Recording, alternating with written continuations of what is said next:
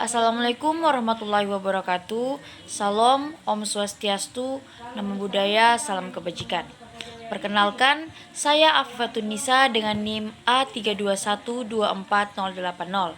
Di sini saya akan menjelaskan sedikit materi mengenai sifat dapat dihukum dan dasar peniadaan pidana. Pada mata kuliah hukum pidana dengan dosen pengampu Dr. Hasdin, SPD, MPD. Pertama-tama kita masuk ke bagian pengertian dari sifat dapat dihukum. Tidak dapat dihukum dimaksud karena tidak dapat dipertanggungjawabkan. Jadi, seseorang hanya dapat dijatuhi pidana apabila ia melakukan suatu perbuatan pidana dan dapat mempertanggungjawabkannya. Kemudian, dasar peniadaan pidana. Peniadaan pidana berarti menghapus pertanggungjawaban pidana terhadap seseorang yang sebenarnya telah melakukan perbuatan pidana. Dasar peniadaan pidana antara lain karena adanya paksaan, keadaan darurat, atau gangguan kejiwaan yang menghalangi kemampuan bertanggung jawab. Kemudian ada overmatch dan Nuthestan. Nah, menurut Satoshi Kartanegara, overmatch adalah paksaan yang timbul karena keadaan di luar manusia. Dalam overmatch, seseorang dipaksa oleh orang lain untuk melakukan perbuatan tertentu. Misalnya, seseorang melakukan tindak pidana karena diancam dengan senjata. Sedangkan Notustan terjadi karena keadaan darurat seperti seseorang memecahkan kaca mobil untuk menyelamatkan bayi yang terjebak di dalamnya. Perbuatannya secara hukum memang salah, tetapi keadaan darurat menjadi alasan peniadaan dari pidana. Kemudian, vis absolute atau paksaan absolut. Menurut Profesor Satoshi Kartanegara menjelaskan bahwa vis absolut adalah paksaan yang dilakukan dengan kekuatan fisik oleh orang lain. Kemudian ada pasal 44 ayat 1 menyatakan bahwa tiada boleh dihukum barang siapa melakukan perbuatan yang tidak dapat dipertanggungjawabkan kepadanya, sebab kurang sempurna atau sakit ingatan. Artinya, seseorang yang memiliki gangguan kejiwaan atau akalnya tidak sempurna tidak dapat diminta pertanggungjawaban pidana atas perbuatannya.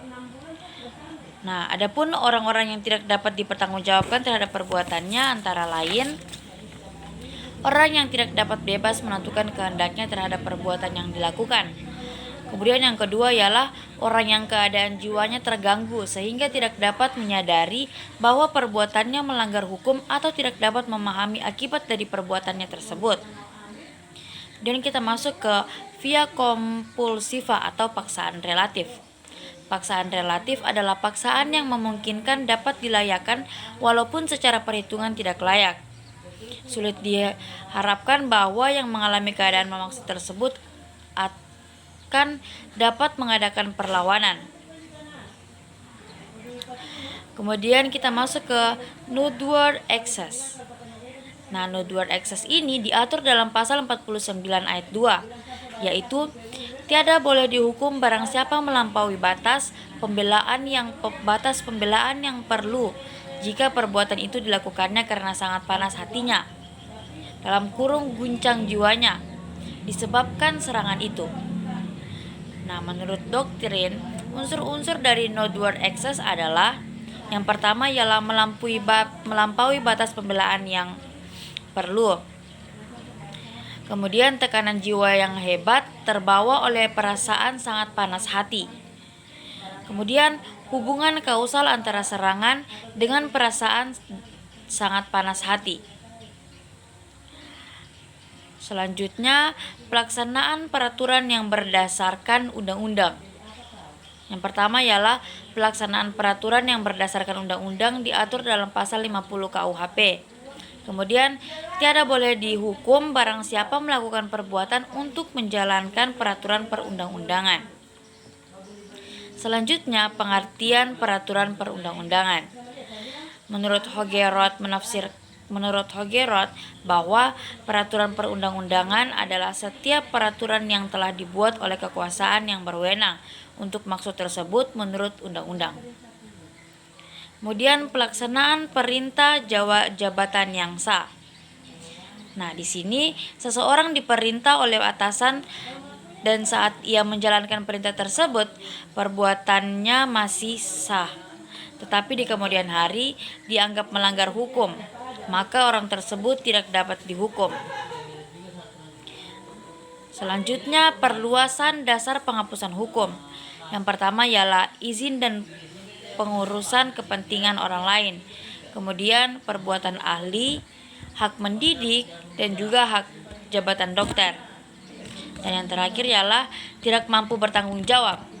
Orang tidak dapat dihukum karena ia tidak dapat bertanggung jawab atas perbuatannya, seperti anak-anak dan orang yang lemah jiwanya atau ODGJ.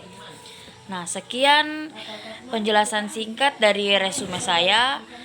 Bila ada kata yang salah, saya mohon maaf. Wassalamualaikum warahmatullahi wabarakatuh.